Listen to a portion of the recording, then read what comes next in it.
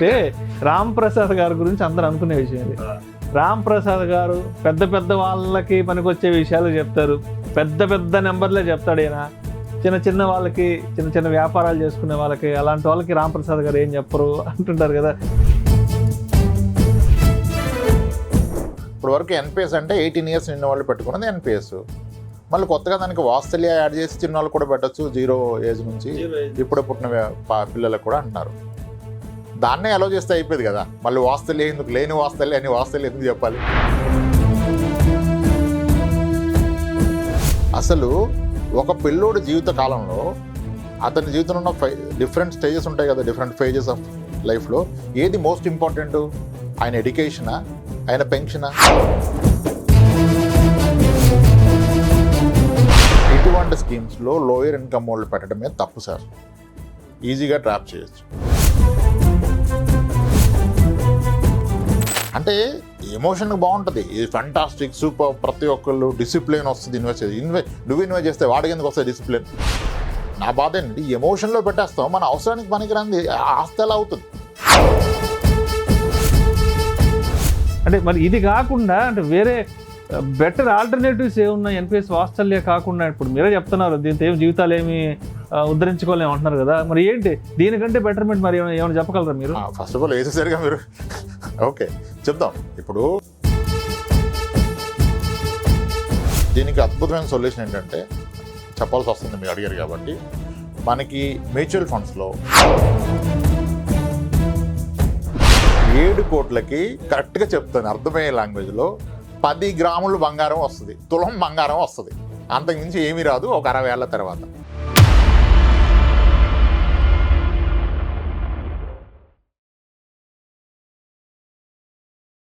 Welcome to Vishnu talks. నేను మీ విష్ణు. ప్రస్తుతం నాతో పాటు certified financial planner Ram Prasad గారు ఉన్నారు, వారితో మాట్లాడదాం.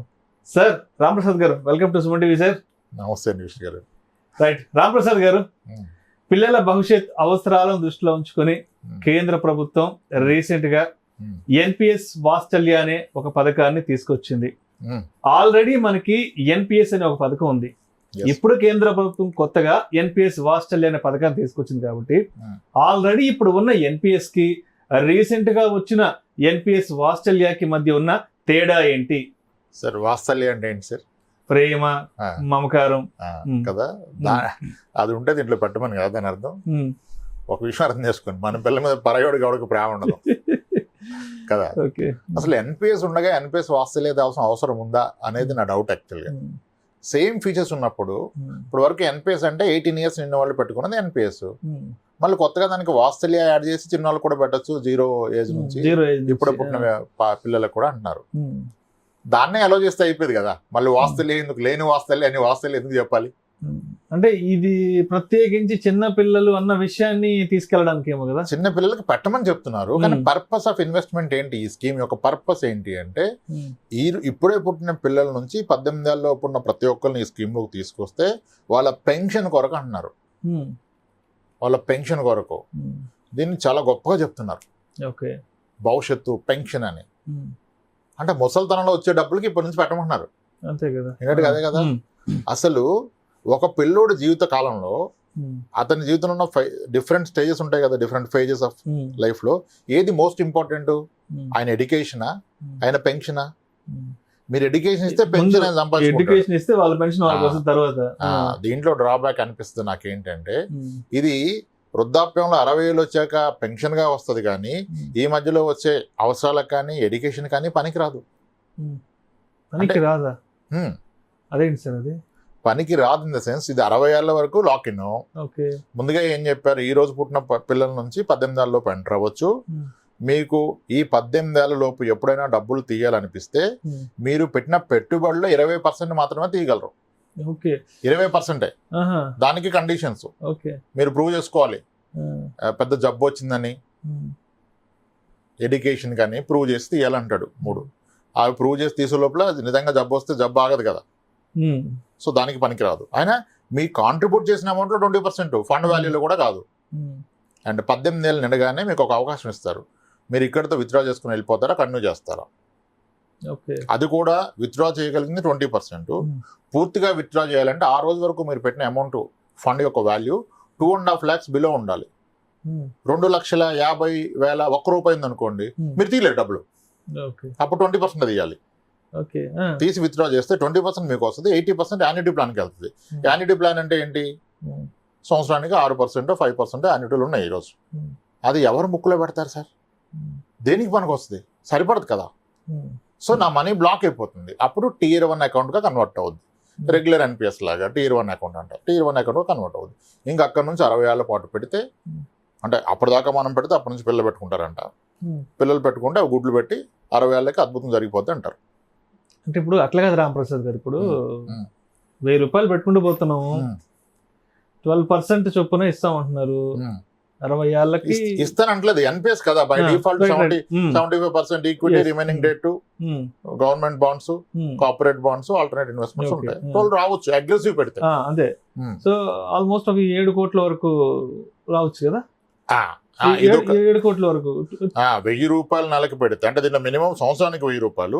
సరే, కొందరు స్ట్రెస్ తీసుకొని నెలకు 1000 రూపాయలు పెట్టారు అనుకోండి, ఇప్పుడే పుట్టిన అబ్బాయికి 60 ఏళ్ల పాటు పెడితే 12% వస్తే 7 కోట్లు వస్తాయి. అంటే 7 కోట్లు ఏమి చిన్న అమౌంట్ ఏం కాదు కదా. 7 కోట్లు అనేది పెద్ద కార్పస్ కదా.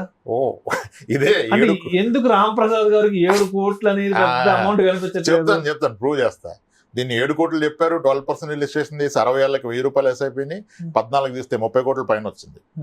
అసలు నాకు ఒక విషయం చెప్పండి, 60 ఏళ్ల తర్వాత ఒక బాబు ఇప్పుడే పుట్టాడు సార్, పాప బాబు ఈ సెప్టెంబర్ అక్టోబర్ లో పుట్టారు. 2024 అక్టోబర్ నవంబర్ అనుకున్నాం. నెలకు 1000 రూపాయలు మనం స్టార్ట్ చేసాం, 60 ఏళ్ళ పాటు పెట్టాం. ఓకే, ఇక్కడ నుంచి 60 ఏళ్ళు, అప్పుడు 7 కోట్లు వచ్చింది. అసలు నిజానికి 60 ఏళ్ళ తర్వాత 7 కోట్లకి ఏమొస్తుంది అనుకుంటున్నారు మీరు? అదేంటి సార్, అంటే 7 కోట్లకి ఏదో వస్తుంది కదా సార్? 7 కోట్లకి కరెక్ట్ గా చెప్తాను అర్థమయ్యే లాంగ్వేజ్ లో 10 గ్రాములు బంగారం వస్తుంది, తులం బంగారం వస్తుంది. అంతకుమించి ఏమీ రాదు ఒక 60 ఏళ్ల తర్వాత. ఒక్క నిమిషం, ఇప్పుడు తులం బంగారం 75,000 72,000 ఉంది. అంటే ఇప్పుడు ఏదైతే తులం బంగారం 72,000 75,000 వస్తుందో అది 60 ఏళ్ల తర్వాత 7 కోట్లు పెడితే గానీ వస్తుంది. 7 కోట్లు 60 ఏళ్ల తర్వాత? సార్ ఉండండి సార్, మరి భయపెట్టకండి. మరి నేను ప్రూవ్ చేస్తాను, టెన్షన్ అవసరం లేదు, ప్రూవ్ చేస్తా. కొంచెం పేషెన్స్ ఉండాలా, వినగలగాలి. ఇప్పుడు 60 ఏళ్ల తర్వాత బంగారం ఎంత ఉంటుందో మనకు తెలియదు, మనం ఆస్ట్రాలజీ చెప్పలేం కాబట్టి. 60 ఏళ్ల క్రితం ఎంత ఉందో చూద్దాం. 1964 లో గ్రామ్ బంగారం ఎంత చెప్పండి మీరు నాకు. నేను ఒకసారి గూగుల్లో చెక్ చేసి చెప్పండి ఒకసారి. 1964 1964 లో గోల్డ్ ప్రైస్ కావాలి నాకు. ఒక్క నిమిషం. హిస్టారికల్ గోల్డ్ ప్రైసెస్ ఇన్ 1964 కొట్టండి, ఏది కొట్టినా మీకు అదే వస్తుంది. 64 నుంచి ట్రాక్ అవుతుంది. 1964లో మీరు చెప్పేది 63 రూపాయల 25 పైసలు ఉంది. ఎంత? 10 గ్రాముల ధర. అది 10 గ్రాముల బంగారం, 10 గ్రాముల మేలింగ్ బంగారం, 24 క్యారెట్స్. అది కూడా కదా. అవునవును. 10 గ్రాములు 63, 64 వేసుకోండి, అంటే గ్రామ్ ఎంత? 6 రూపాయలు అంతే. 6 రూపాయలు మ్యాక్సిమం. 6 రూపాయలు గ్రాము. 6 రూపాయలు. ఈ రోజు గ్రామ్ ఎంత? ఇవాళ 7,200. అంటే 60 సంవత్సరాల్లో 6 రూపాయలు 7 రూపాయలు ఉన్న బంగారం గ్రాము కాస్త 70,000 అయింది. అంటే ఎన్ని రెట్లు పెరిగింది? 1000 రెట్లు. 1000 రెట్లు పెరిగింది. 60 సంవత్సరంలో గ్రామ్ బంగారం 1000 రెట్లు పెరిగింది. మరి ఇప్పుడు అలానే ఇంకొక 60 ఏళ్ళలో 1000 రెట్లు పెరుగుతుంది కదా? పెరుగుతుందా? పెరగచ్చు కదా, కాస్త అదే చెప్తుంది కదా. మరి ఇప్పుడు 7,000 ఉన్న గ్రాము ఒక 1000 రెట్లు పెరిగితే ఎంత అవుతుంది గ్రాము? 70 లక్షల. 70 లక్షలకి గ్రాము వస్తుంది. అంటే 7 కోట్లు వస్తే 10 గ్రాములు వస్తుంది. My God. అంటే షష్టి పూర్తికి 10 గ్రాములది బ్రేస్లెట్ అనుకోండి. రింగ్ వస్తుందా? బ్రేస్లెట్ లేకపోతే గట్టిగా వస్తుంది. అది దానికోసం నెలకు 1000 రూపాయలు పెట్టమన్నారు. అంటే నాకేదో ఫీజులు ఎగిరిపోయింది మీ చెప్పే నెంబర్లు. ఇప్పుడు మనం ఏదైతే 10 గ్రాములు 70-75 వేలకు కొంట ఉన్నది, ఒక 60 ఏళ్ళ తర్వాత ఎంత అవుతుంది అన్నారు? 70 లక్షలు పర్ గ్రామ్ అవుతుంది. 7 కోట్లు అవుతుంది. 7 కోట్లు అవుతుంది. గ్రాము 70 లక్షలు. ఇప్పుడేమో 7,000. 1000 రెట్లు. ఇది నమ్మొద్దు, నేను నమ్మని ఎవరిని కోరట్లా. అంటే ఇప్పుడు దీని మీద వచ్చే 7 కోట్ల రూపాయలు ఆ రోజు ఒక ఉంగరం కొనుక్కోవడానికో అంతేనా? ఒక ఉంగరం కొనుక్కోవచ్చు, అంతే కదా. కానీ దాన్ని ఎంత గొప్పగా చెప్తున్నారు. సంవత్సరానికి 12,000, 60 నెలలు కడితే ఇంచుమించుగా మీరు కట్టేదంతా సంవత్సరానికి 12,000, 60,000 అంటే 7 లక్షలు కడితే మీకు 7 కోట్లు వచ్చేస్తుంది అన్నారు. సార్ ఇప్పుడు నేను ఒక విషయం చెప్తా. చెప్పండి. అంటే రామ్ ప్రసాద్ గారి గురించి అందరూ అనుకునే విషయం ఇది.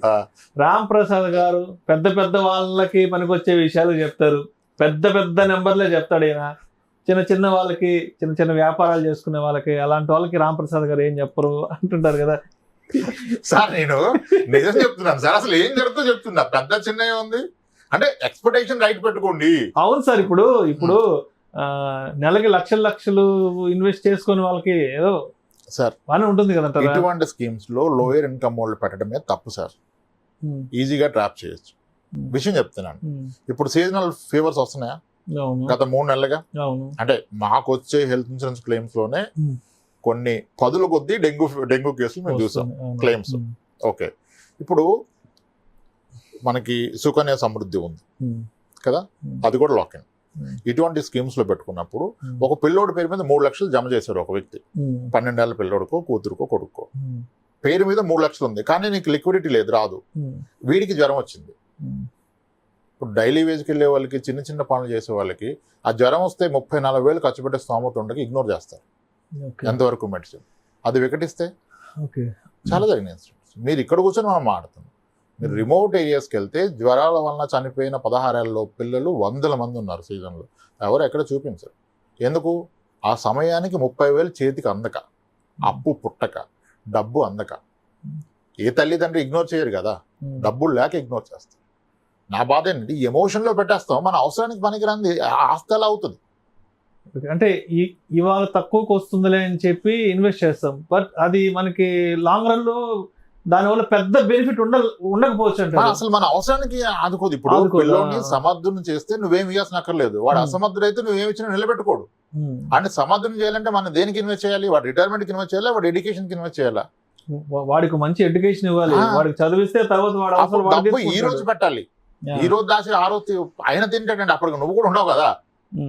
60 ఏళ్ళకి షష్టిపూర్తికి వచ్చే డబ్బుల గురించి వాస్తల్య షష్టిపూర్తి. ఇప్పుడు పుట్టినోడికి షష్టిపూర్తి మాట్లాడుతున్నాం మనం. అంటే రిటైర్మెంట్ ఫంక్షన్ చేసుకునేటప్పుడు డబ్బులు అది కూడా 60% వస్తుంది. రిమైనింగ్ 40 వచ్చి యాన్యుటీలోకి వెళ్ళిపోతుంది. 7 కోట్లు వస్తుందా? రాదు కదా. ఆ 4,20,00,000 ఎంతో వస్తుంది. అంటే అప్పుడు నిజమే కదా, 10 గ్రాముల బంగారం రాదు కదా సార్. ఓకే, అది అంటే ఎమోషన్ బాగుంటుంది. ఫంటాస్టిక్, సూపర్, ప్రతి ఒక్కళ్ళు డిసిప్లిన్ వస్తుంది. నువ్వు ఇన్వెస్ట్ చేస్తే వాడికి ఎందుకు వస్తాయి డిసిప్లిన్? ఫైనాన్షియల్ నాలెడ్జ్, డిసిప్లిన్ ఎక్కడి నుంచి వస్తాయి? నువ్వు డే అవుట్ యాక్టివిటీస్ నేర్పిస్తే వస్తుంది కానీ డిసిప్లిన్. నీ పేరు మీద 1000 రూపాయలు పెడతానా డిసిప్లిన్ వస్తుందా? కదా. మనం ఈ సండే ఇంత ఖర్చు పెట్టాం, ఇగోనన్నా మనం ఈ వెకేషన్కి ఇంత ఖర్చు పెట్టానరా, నా ఇన్కమ్ ఇంతే, ఇంత ఖర్చులు పోతే ఎంత దాస్తున్నా నీ ఎడ్యుకేషన్ కంటే వస్తుంది డిసిప్లిన్. నీ పేరు మీద 1000 రూపాయలు పెడతానా డిసిప్లిన్ వస్తారు కన్నా. అది చెప్పండి, బాగుంటాయి. ఫంటాస్టిక్, సూపర్, ఫ్యాబులస్, ఇది మిస్ కావద్దు, కేంద్ర ప్రభుత్వం ఇచ్చిన అది ఇది అంటున్నారు. ఏమీ లేదు అక్కడ అసలు. అంటే మేబీ అది ఎన్పిఎస్ ఈక్విటీ పార్టిసిపేషన్ కదా, గ్రేట్ కాంపౌండింగ్. కానీ నీకు టైంకి పనికిరాంది ఏదైతే ఏం లాభం?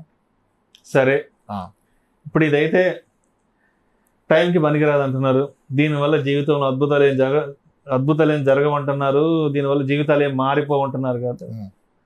అంటే మరి ఇది కాకుండా అంటే వేరే బెటర్ ఆల్టర్నేటివ్స్ ఏమున్నాయి? ఎన్పిఎస్ వాత్సల్య కాకుండా ఇప్పుడు మీరే చెప్తున్నారు దీంతో ఏం జీవితాలు ఏమి ఉద్ధరించుకోలేము అంటున్నారు కదా. మరి ఏంటి దీనికంటే బెటర్మెంట్? మరి ఏమైనా చెప్పగలరా మీరు? ఫస్ట్ ఆఫ్ ఆల్ ఏది సరిగా మీరు ఓకే చెప్దాం. ఇప్పుడు 12% వచ్చి అవసరానికి పనికిరాని దానికన్నా 7% వచ్చి అవసరానికి ఆదుకునేది బెస్ట్. దానికి మనకు 100 ఆల్టర్నేట్స్ ఉన్నాయి. Postal schemes, cooperative banks, small finance banks లో కూడా 7% వస్తుంది. అవి పెట్టుకోవచ్చు, మీ టైంకి ఎప్పుడైనా తీసుకోవచ్చు. పీపీఎఫ్ కూడా వస్తుంది పార్షియల్గా, పీపీఎఫ్ లాంటివి పెట్టుకోవచ్చు కదా. అంటే అవి వస్తాయి, ఇది అవసరానికి రాదు.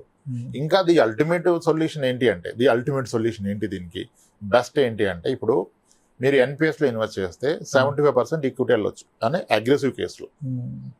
అక్కడ 2 చాయిస్లు ఉంటాయి కదా, ఆటో చాయిస్, అట్లా మీరు అలా తీసుకుంటే మాక్సిమం 75% ఈక్విటీ పార్టిసిపేషన్, కానీ 60 years లాక్ ఇన్. దీనికి అద్భుతమైన సొల్యూషన్ ఏంటంటే, చెప్పాల్సి వస్తుంది మీరు అడిగారు కాబట్టి, మనకి మ్యూచువల్ ఫండ్స్ లో చిల్డ్రన్ బెనిఫిట్ ఫండ్స్ అని ఉన్నాయి. Which are hybrid schemes. Equity exposure max 65 ఉంటుంది. 65 equity exposure, remaining debt and equity. అలా మీకు పిఎఫ్ఆర్డీ అప్రూవ్ చేసిన ఫండ్ హౌస్లోనే 5 ఫండ్ హౌస్లు చిల్డ్రన్ ఫండ్స్ నడిపిస్తున్నాయి. HDFC children fund, ICICI children fund, SBI children, Magnum children benefit fund, Axis children fund, UTI children fund, Tata children fund నడుస్తున్నాయి. ఇవి ఎవరు చెప్పరు. ఇవన్నీ హైబ్రిడ్ ఈక్విటీ. వీటిలో oldest funds HDFC and ICICI 2001లో స్టార్ట్ అయినాయి. టిల్ డేట్ అవి ఇచ్చిన రిటర్న్ ఎంత తెలుసా? Average CAGR, hybrid fund not equity, 16% ఇచ్చేసారు ఈ రెండు ఫండ్. 16% సిఏజిఆర్ పర్ ఇయర్ ఇచ్చినాయి. 16% అంటే మనం మామూలుగా 12 to 15 చెప్పుకోవడమే. హైబ్రిడ్ ఫండ్ 16 ఇచ్చింది సార్. ఇప్పుడు అందరూ మళ్ళీ కొంతమంది దీనికి ఆల్రెడీ ఇండెక్స్ లో పెట్టే 12% ఇండెక్స్ ఎందుకు? ఈ hybrid funds always wheat in index with 60%, 65% exposure in equity. ఇవి ఎనీ క్యాలెండర్ ఇయర్ మీరు రిటర్న్ చూస్తే, క్యాలెండర్ ఇయర్ రిటర్న్ వర్సెస్ నేను చెప్పిన hybrid funds, children benefit funds versus Nifty 50 చూస్తే almost in the last 22 years లో 2-3 years barring every year ఇది Nifty 50 కన్నా 2-3% more alpha ఇచ్చింది. And taking equity exposure 65. Nifty 50 is 100% equity కదా. 65% ఈక్విటీలో మీకు ఎప్పుడూ నిఫ్టీ 50 కన్నా ఎక్కువ ఇచ్చింది. ఓవరాల్ గా ఈ రోజు అంత లెస్ వాలటిలిటీలో ఇచ్చారు. వీటికి ఏముంటుంది అంటే ఇవి కూడా చిల్డ్రన్ బెనిఫిట్ ఫండ్స్ కదా, వీటిని సొల్యూషన్ ఫండ్స్ అంటారు. ఇవి 5 years లాక్ ఇన్ ఉంటుంది, 60 years కాదు. 5 years or the 18 years of the child age, whichever comes early, అంతవరకు లాక్ ఇన్. ఇప్పుడు నాకు హైయర్ ఎడ్యుకేషన్ కావాలి, నాకు 2 years 5 years పెట్టుకోవచ్చుగా, సేమ్ రేట్ని ఇస్తుంది. అద్భుతంగా proven funds, HDFC children gift fund, ICICI children fund, SBI Magnum children benefit fund వచ్చింది. Launch అయ్యి 4 years, 4 years ఎంత రేట్ ఇచ్చింది తెలుసా? 400% ఇచ్చింది అబ్సల్యూట్ టర్మ్స్ లో. యాన్యువల్ టర్మ్స్ లో 40% పర్ ఇయర్ ఇచ్చింది. 2001 క్యాలెండర్ ఇయర్ లో SBI children fund with in 1 year ఇచ్చిన రిటర్న్ 75%. 75% mutual fund. అది అద్భుతాలు ఉన్నాయి. అంటే మ్యూచువల్ ఫండ్ లో పెడితేనే మారుద్దని చెప్పట్లా, ఆ కన్విక్షన్ వాళ్ళు అర్థమైన వాళ్ళే పట్టండి, లేని వాళ్ళు పట్టదు. సో ఏ ఇన్వెస్ట్మెంట్ అయినా సరే ముందు అర్థం చేసుకుని దాంట్లో ఉన్న లోటుపాట్లు ఏంటో మనం అర్థం చేసుకుని, ఇవి సొల్యూషన్ ఓరియంటెడ్ ఫండ్స్. ఇంకా అద్భుతం ఉంది వీటిలో. హెచ్డిఎఫ్సి చిల్డ్రన్ ఫండ్ ఇంకొక బెనిఫిట్ ఉంటుంది, ఇప్పుడు ఉంచారో తీసారు తెలియదు, అదే రిమెంబర్. నేను చాలా ఫండ్స్ ఇచ్చాను. అవి guardian or parent accidental death అయితే కూడా వాడు ఇన్సూరెన్స్ కవర్ ఇస్తాడు, పర్సనల్ యాక్సిడెంట్ కవర్. అది అద్భుతం కదా. దీంట్లో ఏం లేదు. యాక్చువల్లీ ఎన్పిఎస్ వాస్తవ్యాన్ని మీరు అట్రాక్టివ్ చేయాలంటే, ఇన్ కేసు గార్డియన్ కి ప్రమాదవశాత్తు మరణం సంభవిస్తే దానికి మీరే 10 లక్షలు 20 లక్షలు పెట్టాల్సిందే. అంటే 1000 రూపాయలు మంత్లీ కనుక కాంట్రిబ్యూట్ చేస్తే 1,00,000 రూపాయలు ప్రమాద బీమా అలా ఏమన్నా నామినల్కి వస్తుంది. పెడితే పిల్లోడు భవిష్యత్తు. ఇక్కడ ఏమంటున్నాడు, గార్డియన్ చనిపోయినా కిడ్ చనిపోయినా డబ్బులు వెనక్కిస్తాను. ఎవడొక్క డబ్బులు పెట్టిన డబ్బులు వాడి పరిస్థితి ఏంటి? HDFC children fund I remember personal accident cover ఉంది అక్కడ.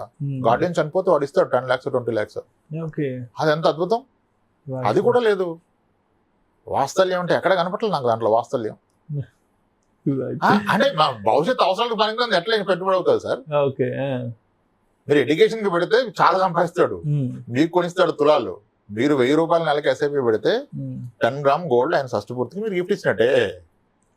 దానికోసం పెడతానంటే పెట్టుకోండి. రైట్. కాస్త ఓపిక్గా, మన లాజిక్ నచ్చదేమో కానీ మీరంతా అన్ని ఇటువంటి చేసి నాకు తినిపిస్తారు మళ్ళీ కామెంట్స్ లో.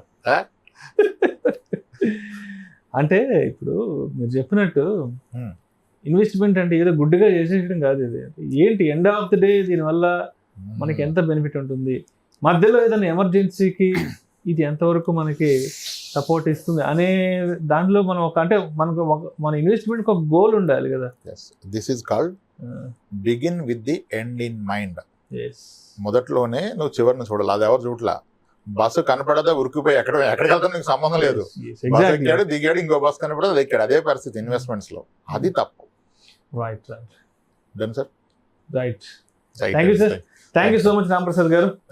ఇప్పుడున్న ఎన్పిఎస్ కి అదేవిధంగా కేంద్ర ప్రభుత్వం రీసెంట్ గా తీసుకొచ్చిన ఎన్పిఎస్ వాత్సల్యాకి మధ్య ఉన్న తేడా ఏంటి, అదేవిధంగా అసలు ఎన్పిఎస్ వాత్సల్యాకి సంబంధించి మీకున్న అభిప్రాయం ఏంటనే దాని గురించి కూడా చాలా చక్కగా మన ప్రేక్షకులకు మీ అనాలిసిస్ తెలియజేశారు. Thank you so much Ramprasad గారు. థ్యాంక్స్ అండి విష్ణు గారు.